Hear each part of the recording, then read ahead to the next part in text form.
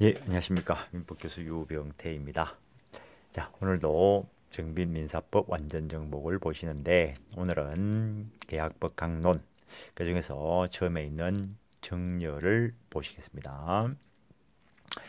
정려, 법조문에서 정려는 당사자 일방이 무상으로 재산을 상대방에게 수여하는 의사표시를 하고 상대방이 이를 승낙함으로써 그 효력이 생긴다.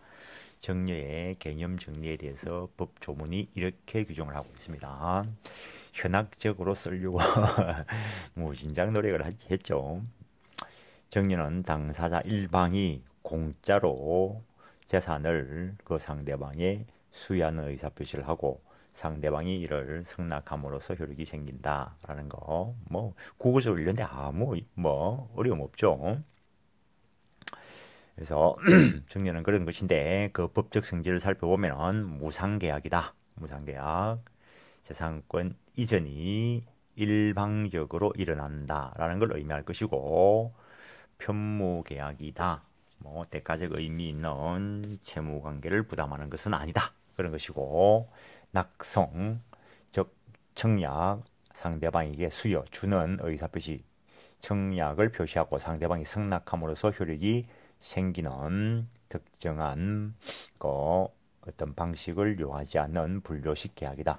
즉 청약과 승낙의 일치만 있으면 되고 물건 제공 등도 필요 없다라는 거. 그래서 정리는 목적물 인도, 기타 출연 행위를 하지 않더라도 당사자 의사 합치만으로 성립하는 낙성 계약이고 어떠한 특정의 방식도 요구하지 않는 불교식 계약이다.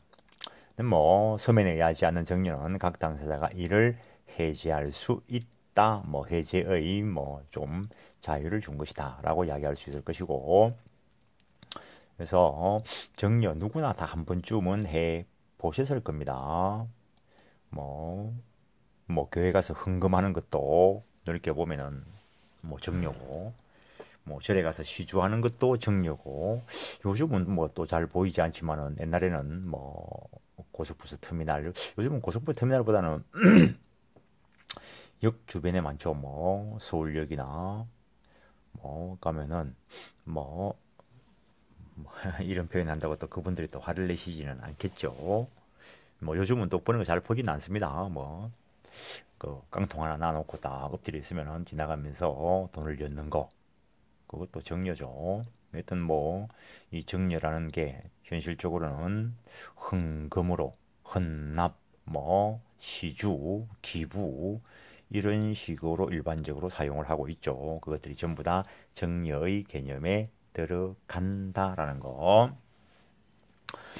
그래서 여기 정려 효력 들어가는데 왜 정려 효력이 이렇게 바로 들어가냐 하면은 승립과 관련되는 것들은 우리가 이미 앞에서 다 봤습니다. 정려 계약이 성립하기 위해서는 정려가 계약으로서 법률행위니까 법률행위의 성립 요건 갖춰야 되고 계약으로서의 성립 요건 갖춰야 되고 효력을 발생하기 위해서는 법률행위로서 효력 요건을 갖춰야 되고 그런 것들은 다 공부를 했기 때문에 여기서 중원 부원하지 않고 이렇게 들어간 겁니다. 그래서 정려의 효력 주기로 했으니까 주기로 한 자는 어떤 급부 이행할 의무가 있을 거다. 정자는 정려 계약에 의해 발생한 의무를 그 내용에 따라 이행하여야 한다. 그래서 뭐 다음 주에 헌금 100만 원 할게. 뭘 다음 주 가져와. 뭐 이래 했다면은 다음 주에 100만 원 뭐 이행할 의무가 있겠죠. 또는 뭐 어떤 분들은 뭐 건물을 헌납하겠다 이렇게 할 수도 있죠. 근데 자기 소유로 되어 있는 건물을 헌납하겠다 이래 하는 사람도 있겠지만 뭐 교회 앞에 있는 저 건물 내가 헌납할게 타인 소유물이라는 거죠. 그러면 그 재산 취득해서 넘겨주면 되겠죠. 주의 의무 기본적으로 특정물의 재산권을 이전하는 경우에 성관주의 의무가 있다. 이거는 채권법 총칙 쪽에서 특정물 채권과 관련되어서 규정되어 있습니다. 근데 이 정려의 경우에 정려하기로 한 자는 정려를 이행할 때까지 그 물건을 선량한 관리자 주의 의무로 그 관리해야 되는지 아니면 뭐 자기 재산과 동일한 주의 의무로 관리하면 족한 건지에 대해서 좀 약간의 견해 대립이 있다. 그런 걸 보여주고 있는 겁니다. 그다음에 증여자의 담보 책임과 관련되어서 기본적으로 증여는 무상계약으로서 재산권을 일방적으로 이전하는 것이기 때문에 원칙적으로는 담보 책임을 지지 아니한다. 증여자는 증여의 목적인 물건 또는 권리의 하자나 흠길에 대하여 책임을 지지 않는다. 그래서 담보 책임지지 않는 것이 원칙인데, 그러나 증여자가 그 하자나 흠길을 알고 수증자에게 고지하지 아니한 때에는 그러하지 아니하다. 이 하자나 흠길을 알고 고지하지 아니한 때에는 담보 책임을 진다 이 말이죠. 따라서 그 증여자가 그 재산의 하자나 흠길을 알고 수증자에게 고지했다면은 담보 책임이 없다 이렇게 되겠죠. 상대의 부담 있는 증여에 대해서는 그 부담 부분 한도 내에서 매도인과 동일한 담보 책임이 있다. 우리가 매도인의 담보 책임 아직 공부 안 했습니다. 거기서 공부하는 것들이 매매 쪽에 들어가서 공부하게 되는 매도인의 담보 책임과 관련되는 법리가 여기에 적용될 수 있다라는 것을 보여주고 있습니다. 그 법 조문을 한번 풀어본 거에 불과합니다. 어떤 채권 계약으로서 이미 규정이고, 그다음에 증여 뭐 물건 주기로 했다가 그거 없던 걸로 하자. 증여 해제와 관련돼서 증여 쪽에 별도로 이렇게 개별적으로 규정한 것이 있다는 겁니다. 개별적으로 규정한 것이 있지만 채권법, 계약법 총론에서 하고 있는 해제, 채무 불이행으로 인한 해제 그런 법리는 증여에 당연히 적용되고 추가적으로 특별히 증여 쪽에 또 별도로 규정을 두고 있다는 겁니다. 증여 의사가 서면으로 표시되지 아니한 때에는 각 당사자는 이를 해제할 수 있다라고 해놨습니다. 증여 계약은 무상 계약이기 때문에 증여자가 경솔하게 증여 계약을 맺고 하는 것을 방지하고 나아가서 그것을 뭐 경솔하게 했을 때 회피할 수 있는 그런 취지의 규정을 마련한 것이다라는 것. 그런데 저기에 증여의 의사가 서면으로 표시되지 아니한 경우에는 각 당사자는 이를 해제할 수 있다. 이걸 반대로 읽으면은 서면으로 표시된 경우에는 각 당사자는 해제할 수 없다. 이렇게 되겠죠. 자유롭게 못한다는 것이 될 것이고, 서면으로 표시되어야 하는 것은 증여자의 의사뿐만 아니라 수증자의 수증 의사까지 반드시 서면에 표시될 필요는 없다라고 해석을 하고, 판례는 서면에 의한 증여란 증여의 당사자 사이에 있어서 증여자가 자신의 재산을 상대방에게 준다는 증여 의사가 문서를 통하여 확실히 알 수 있는 정도로 서면에 나타나는 것을 말한다는 것. 비록 서면 문헌 자체는 증여 계약서로 되어 있지 않더라도 그 서면 각 작성에 이르게 된 경위를 아울러 고려할 때 그 서면이 바로 증여의 의사를 표시하는 것이라고 인정된다면 서면에 의한 증여가 된다라는 거. 그래서 증여 계약서라는 제목을 안 붙여도 증여 계약서로 작용할 수 있다라는 겁니다.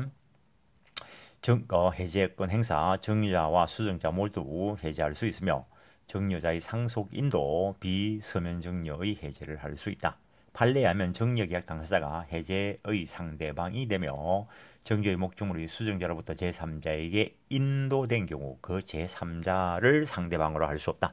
해제 여부는 원칙적으로 계약 당사자끼리 하는 겁니다. 물론 그 포괄승계인은 당사자 지위까지 포괄승계되었을 때 제3자가 아니고 당사자의 위치를 가질 수 있다는 겁니다. 그래서 해제 쪽에서 그런 말을 분명히 했을 겁니다. 민법 총칙에서도 그런 말을 한 자리가 있고, 일반적인 국어적 의미의 제3자이라면은 나, 너, 뺀 나머지를 의미하겠지만 법적인 의미로서의 제3자는 당사자와 그 포괄승계인 이외의 자를 제3자라 하겠지만 경우에 따라서 보호받는 제3자가 되기 위해서는 그 당사자와 포괄승계인 이외의 자로서 그 관계의 새로운 실질적인 이해관계, 법 교과서에서 이해관계라는 것은 당연히 법률관계를 말할 것이고 그 법률관계는 법률 행위에 의해서 맺어질 수도 있고 법률 규정에 의해서 맺어질 수도 있다라는 거. 그래서 제3자라는 말을 쓰고 있을 때 그것이 어디에 해당하는가는 그때그때 해석이 필요할 것입니다. 망언 행위에 의한 해제, 배은망덕한 행위 이야기하는 거죠. 수정자가 정려받는 자가 정려자에 대하여 주는 자에 대하여 다음 각호의 사유가 있는 때는 정자는 그 정려를 해제할 수 있다. 즉 수정자가 정려자 또는 그 배우자나 직계혈족에 대해 범죄 행위를 한 때, 그 다음에 수정자가 정려자에 대하여 부양 의무가 있는 경우에 이를 이행하지 아니한 때, 이 해제권은 해제의 원인이 있음을 안 날로부터 6개월이 경과되거나 또는 정려자가 수정자에 대하여 용서의 표시를 한 때는 이 해제권은 행사 못한다라는 겁니다. 해제권이 소멸되어버리기 때문에 어떤 그런 것들에 대해서 이야기를 하고 있는데 이번에 있는 판례에 하면 민법 556조 제1항 제2호에 규정되어 있는 부양 의무라 하면 민법 974조에 규정되어 있는 직계혈종 및 그 배우자 또는 생계를 같이 하는 친족 간의 부양 의무를 가리키는 것으로서 친족 간이 아닌 당사 사이의 약정에 의한 부양 의무는 이 556조 1항 2호에 해당하지 아니한다라는 거. 그 정도 하시고 그 다음에 재산 상태 악화에 의한 해제. 정려계약이 있은 후에 정자의 재산 상태가 현저히 변경되고 그 이행으로 인하여 생계에 중대한 영향을 미칠 경우에 정려자는 정려를 해제할 수 있다. 이런 것들의 경우에는 해제라는 표현을 쓰고 있지만 이미 이행한 부분에 대해서는 해제 효력이 미치지 않는다라는 거. 그 다음에 특수한 정려, 정기정려, 정기의 급여를 목적으로 한 정려는 정려자 또는 수정자의 사망으로 인하여 그 효력을 잃는다라고 규정되어 있고, 그 다음에 이런 정기급부가 있는 경우에는 일종의 종신정기 채무로서 종신정기금 계약의 성질을 가지고 그 규정이 준용될 것이다라는 것. 종신정기금 계약 아직 공부 안 했습니다. 그 다음에 상대방 부담 있는 정려에 대하여 본절의 규정 외에 쌍무계약에 관한 규정을 준용한다. 그래서 부담부 정려의 경우에는 그 부담 한도 내에서 매도의 담보 책임과 관련되는 그런 규정이 적용될 수 있다라는 거. 그다음에 사인 정려다라고 이름 붙이는 것도 있는데 정려자의 사망으로 인하여 효력이 생기는 정려를 말하는 것으로서 유정에 관한 규정을 준용한다라는 것. 어쨌든 사인 정려는 계약입니다. 유정은 상대방 없는 단독 행위입니다. 그 본질적인 성질 차이를 뺀 나머지에 대해서 준용한다라는 것입니다. 특히 문제가 되는 게 방식의 문제인데 사인 정려, 유정에 관한 규정을 준용하지만 사인 정려는 계약입니다. 그래서 유정, 상대방 없는 단독 행위인 유정에서 요구되는 엄격한 방식, 그와 관련되는 규정은 사인 정려에는 준용되지 않는다는 거. 그 정도 한번 보시고 살짝 비교해 보면 사인 정려는 계약이고 유정은 상대방 없는 단독행위이고 사인 정려는 계약으로서 특정한 방식을 요하지 않고 물건 제공을 요하지도 않는 낙성 불료식 계약이고 유정은 특정의 방식을 요구하는 요식 행위입니다. 유언의 방법에 의해서 재산권 이전하는 것인데 자필 정서에 의한 유언, 녹음에 의한 거, 그 다음에 공정 정서에 의한 거, 비밀 정서에 의한 거, 구술 정서에 의한 거, 특정한 방식을 요구하고 있습니다. 그 방식을 어기면은 효력이 발생할 수가 없습니다. 요식행위는 특정한 방식을 갖추야 성립하는 법률행위이기 때문에 그러한 방식을 갖추지 못하면은 아예 성립조차 안 된다는 겁니다. 그래서 예전에 몇 년 전에 뭐 한 10년도 된 것 같은데 지금은 어떤 분이 사망하시면서 내 재산 몽땅 어느 대학에 기증한다. 뭐 그런 거 했죠. 아마 그때 문서도 썼을 겁니다. 아마 자필로 썼는가 뭐 워드체도 마찬가지죠. 했는데 마지막에 이름까지 딱 써놓고 도장을 안 찍었다는 거죠. 도장 안 찍으면 방식을 결하였기 때문에 그 유정으로서 효력이 인정될 수 없다라는 겁니다. 그래서 그 도장을 안 찍기 때문에 엄밀하게 이야기하면 유정 자체가 성립이 안 되는 겁니다. 그 다음에 도장을 찍어 두었다 하더라도 내 재산 전부 다 준다. 도장을 찍어 두었다 하더라도 상속인들의 유류분을 침해하지는 못합니다. 그 다음에 사인정리는 계약으로서 뭐 기본적으로는 그 자유롭게 해지할 수 있겠지만 뭐 서면에 의한 경우 그런 경우라면 그 해제가 제한되죠. 그 기본적으로 정려 계약 정려 쪽에 있는 해제는 이미 이행한 부분에 영향을 미치지 못한다 이렇게 되어 있습니다. 장래를 향해서 효력을 상실시키기 때문에 엄밀하게 이야기하면 정려 쪽에 있는 이 해제 규정들은 계약법 총론 쪽에서 공부했던 그 해제와는 약간의 성질을 달리한다는 거죠. 이미 이행된 부분에 대해서는 효력을 미치지 못하고 장래를 향해서만 없던 걸로 하자라고 되니까 법적인 의미로 보면은 철회의 의미가 될 것이다 라는 의미가 되는 것입니다. 그 정도 하시고 포괄적 사인정려, 포괄 정려 이런 것들 생각하시면 됩니다. 그런데 포괄 사인정려는 포괄 유정하고는 조금 더 차이가 있다. 그 정도. 그래서 여기까지 간단하게 정려를 보시는 거고 일반 거래에서 중요한 게 매매죠. 매매다라고 하는 것은 당사자 일방이 재산권을 상대방에게 이전할 것을 약정하고 상대방이 그 대금 지급할 것을 약정함으로써 효력이 생긴다.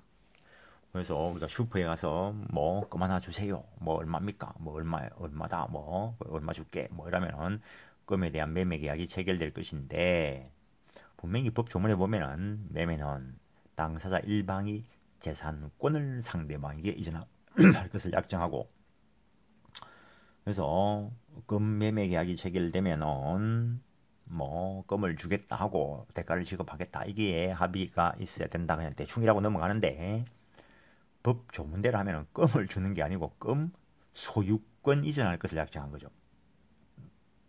그래서 엄밀하게 이야기하면은 슈퍼에 가서 아저씨 금 주세요. 법적으로 틀린 말이죠. 아저씨 금 소유권 주세요. 이렇게 되죠. 그래서 오늘 이제 민법 공부 하나 터득했다고 내일 아침에 슈퍼 가가지고 써먹는다고 아저씨 금 소유권 주세요. 이러면 그 슈퍼 아저씨가 못 알아듣죠. 몇 번 그러면은 아마 병원에 전화해 줄지도 모릅니다. 그래서 법적으로 공부하고 현실에 가서는 현실에 맞게 또 해야 되겠죠. 또 현실에서 일어나는 것들을 갖다가 소장을 쓴다든가 이럴 때는 법적인 용어로 써야 되겠죠. 판사님은 법적인 용어만 알아들으시겠죠. 물론 웃자고 하는 소리인데 또 심각하게 또 목숨 걸고 덤비지 마시고 꼭 대도 안 하는 것들이 사소한 거에 목숨 걸고 덤비죠. 웃자고 하는 소리인데 매매 개념 다시 정리하고 법적 성질 매매가 유상계약의 전형입니다. 그래서 매매 쪽에 있는 것들은 다른 유상계약에 다 준용된다. 그럼 임대차도 유상계약입니다. 그러면 임대차 쪽에 세부적으로 규정하지 않은 것은 매매 규정이 적용된다는 겁니다. 그러면 임대차를 이해하려고 하면은 임대차 조문만 외워가 되는 게 아니고 매매도 알아야 되고 매매만 알아가 되는 게 아니고 계약의 일반 이론도 알아야 되고 계약의 일반 이론만 알아가 되는 게 아니고 법률행위의 일반 이론까지 다 이해가 돼야 임대차를 이해하는 겁니다. 임대차 조문 몇 개 외워가지고 깜짝대면 그 쪽팔리는 줄도 모르고 깜짝대죠. 또 웃자고 하는 소리입니다. 옛날에 그 공인중개사 수업을 한참 하고 있을 때 와가지고 뭐 조문 가지고 막 이러면은 그냥 웃고 가만히 보고 있습니다. 그거. 왜냐면 그 조문만 가지고 깜짝깜짝 하는 거는 민법을 모른다는 이야기죠. 그 조문이 차지하는 위치, 민법, 총칙, 계약법, 매매, 그리고 임대차 쪽에 있는 조문, 그 위치가 다 연결되고 그게 종합적으로 이해가 돼야 그 조문을 해독하는 거죠. 특징적인 지엽적인 거 몇 개 외워가지고 자기 마음대로 갖다 붙이는 거 이런 거 하면 안 됩니다. 민법은 그죠? 뭐 수학입니다. 수학. 곱셈 공식이죠. 어찌 보면은.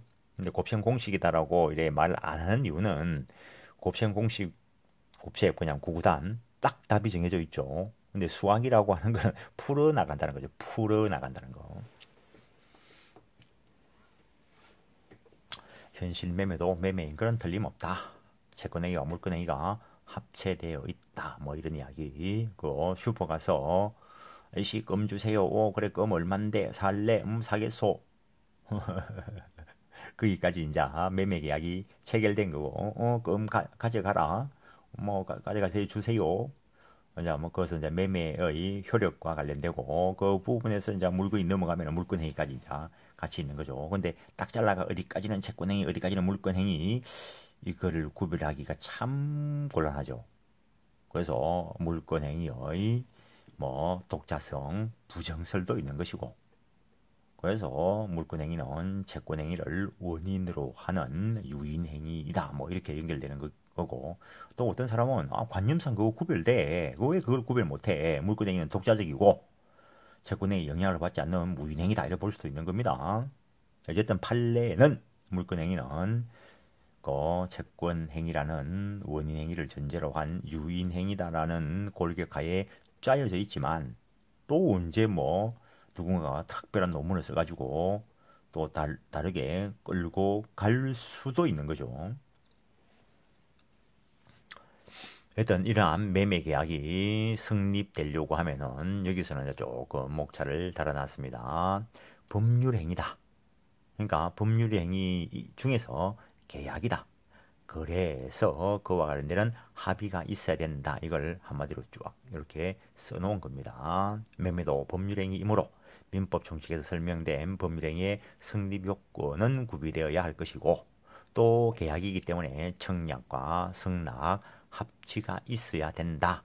그 밖에 여기까지는 매매나 정려나 임대차나 모든 계약에 똑같이 적용되는 일반적인 이야기를 하고 있는 겁니다. 이거는. 근데 매매라고 한다면은 그 밖에 계약 비용, 채무 이행 시기, 변제 장소 등에 대해서 뭐 구체적 합의가 없다 하더라도 장차 구체적으로 확정될 수 있는 방법과 기준 이런 것들이 정해져 있다면 매매의 성립에 지장을 주지 않는다. 민법 총칙에서 그런 이야기 했습니다.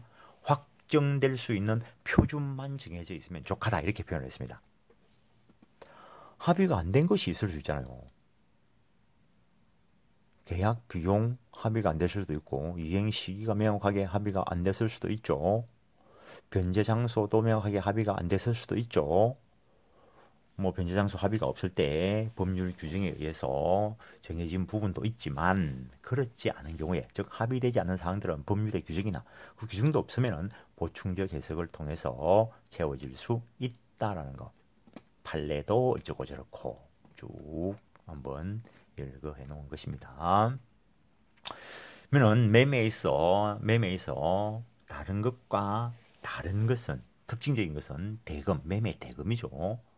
교환은 쌍방이 금전 이외의 재산권 이전할 것을 약정하는 것이고 정려는 재산권 이전을 일방적으로 하는 것이고 매매는 계약 당사자 일방은 재산권 이전을 상대방은 그 대가로서 금전, 대금을 지급으로 했기 때문에 다른 것과 구별된다. 그런 이야기를 쭉 하고 있습니다. 재산권에 제한이 없다. 당연하겠죠. 뭐 유채물일 수도 있고 전기 기타 관리 가능한 뭐 무채물일 수도 있고 그런 것들 쭉 쓰고 있는 것이죠. 그래서 우리가 민법책을 살 수도 있고 민법책에 쓰여져 있는 서술 뭐 저작권을 살 수도 있죠. 저작권도 매매 대상도 되고 민법책도 매매 대상이 됩니다. 매매의 법리가 적용된다는 건 똑같습니다. 민법책 소유권 넘어가는 물권 행위, 그 부분은 이제 물권법이 관장을 할 거고, 지적재산권 넘어가는 거 준물권 행위가 되겠죠. 물권 이외의 재산권 이전과 관련되는 거, 그것은 준물권 행위니까. 그래서 그 차후의 법리는 그 적용되는 것이고, 매매 성립에 관한 특칙, 매매 쪽에 예약의 법리를 규정을 하고 있습니다. 장차 본계약 체결할 것을 미리 약정해주는 채권계약을 예약이라 하고, 매매계약은 보통 매수 청구권을 확보하기 위하여 활용되고 또는 담보 목적으로 활용된다. 이런 이야기들 하고 있습니다. 뭐 예약도 계약처럼 뭐 나누어 볼 수 있다는 거죠. 종류를 편모예약, 쌍무예약 뭐 이런 것 나눠 볼 수 있고, 일방예약, 쌍방예약 이렇게 나눠 볼 수 있고, 달리 정하지 않는 한 이 564조 때문에 달리 정하지 않았다면은 일방예약으로 추정된다. 이렇게 해석을 해냅니다.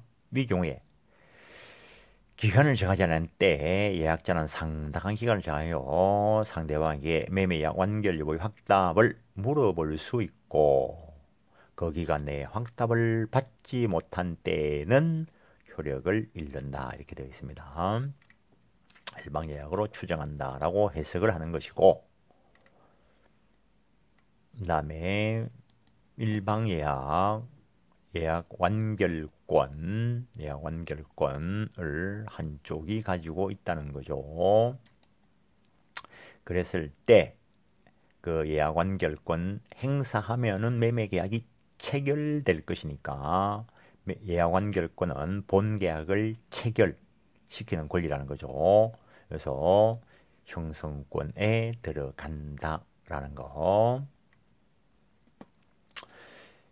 약정이 있으면, 존속기한 약정이 있으면 그 약정에 의하면 되고, 그런 정함이 없는 경우에 상당한 기간을 정하여 물어보고 확답 못 받으면 효력을 잃는다. 이렇게 되어 있습니다. 근데 예약완결권 형성권인데 행사기간에 다른 약정이 없으면 10년 제척기간에 걸린다라고 봅니다. 예약완결권 부동산 물건이라면 가등기 할 수 있다라는 거.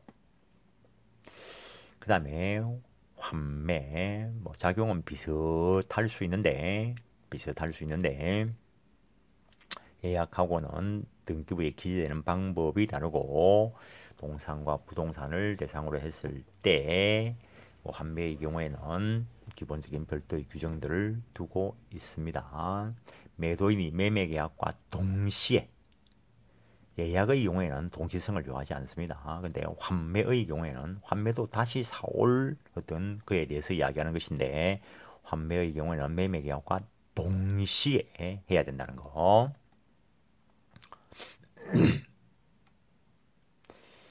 목적물의 과실과 대금이자라는 특별한 약정이 없으면 상계한 것으로 본다. 이런 규정을 하나 두고 있고, 환매권 이거 재매매 예약 완결권이다. 이렇게 보는 사람도 있다는 거. 또는 환매권 앞에 했던 매매 계약을 해제시키는 형성권이다. 이렇게 보는 사람들도 있다는 거. 환매의 기능 역시 담보적 역할을 할 것인데, 그래서 뭐 기본적으로 매매의 형식을 빌려서 돈을 뭐 빌려오는 것이니까 매도 담보다 이렇게 이름을 붙이기도 합니다. 넓은 의미의 양도담보에 뭐 매도담보, 협의에 뭐 양도담보 이렇게 구별하기도 합니다. 어쨌든 환매는 매매계약과 동시에 특약을 해야 되는데, 예약은 동시성을 요하지 않는다는 거죠. 매매계약 당사자끼리 다시 사올 예약을 했기 때문에 재매매 예약이라고 이름을 붙인 겁니다. 그래서 어떤 물건을 팔 때 다시 사올 권리를 동시에 하면 환매 특약이 있을 것이고, 그때 재매매 예약을 할 수도 있습니다. 근데 그 이후에 재매매 예약을 해도 무방하다는 거죠. 근데 동시에 하지 않고 나중에 내가 환매하는 걸로 한다 했다면은 그거는 국어적으로는 환매라고 썼지만 동시에 하지 않은 그런 거는 민법전에서 말하는 환매가 아니고 재매매 이야기 되는 겁니다. 원칙적으로 환매의 경우에는 원매매 대금과 비용이 환매 대금이 될 것인데 달리 약정할 수는 있습니다. 근데 재매매 이야기의 경우에는 애초부터 그런 제한이 없다는 거. 환매의 경우에는 부동산은 5년, 동산은 3년을 넘지 못하는데 재매매 이야기의 경우에는 그런 기간 제한이 없다라는 거. 환매, 소유권과 관련되어서 환매를 한다면은 소유권과 관련돼서 환매를 한다면은 등기부 갑구에 이거는 부기 등기를 합니다. 그리고 대항 요건인 등기가 될 것이고 환매 등기에 추정력 있습니다. 근데 재매매약의 경우에는 동시성 제한이 없다라고 했고 부동산과 관련되었을 때는 매매계약의 경우에는 가등기 대상이라는 거. 그래서 소유권과 관련돼서 환매 특약을 했으면은 그런 부기 등기로 경유되고 소유권과 관련돼서 재매매 계약을 했으면은 독립 등기로 됩니다. 그런데 가등기에는 추정력이 없다라는 게 판례 입장입니다. 환매권이든 재매매 계약 완결권이든 둘 다 형성권이라는 점에서 권리 성질은 똑같습니다. 목적물의 범위, 대상, 동산, 부동산 다 가능하다는 점에서는 공통됩니다. 기간의 차이는 있을 수 있다고 했고 둘 다 형성권도 재산권입니다. 양도상속이 가능하고 둘 다 재산권으로서 채권자 대위권의 목적이 되고 목적물이 멸실되면 아예 대상물이 아예 완전히 지구상에서 없어져 버리면 거기에 붙어있는 권리도 깡그리 소멸되겠죠. 부동산과 관련돼서는 담보 목적이었다면 가등기 담보 등에 관한 법률이 적용된다라는 거. 환매와 관련돼서 여기서 이미 비교하면서 봤던 걸 법조문과 관련돼서 쭉 한번 늘어 쓴 거다 이렇게 생각하시면 됩니다. 공유 지분 소유권의 일부입니다. 공유 지분 소유권의 불량적 일부다라고 보는 것이 다설이고 그러니까 소유권의 한 형태라고 보면 됩니다. 당연히 그것도 재산권이니까 환매가 가능하고 그 정도 합니다. 이번 시간은 여기까지 하겠습니다. 예, 수고하셨습니다.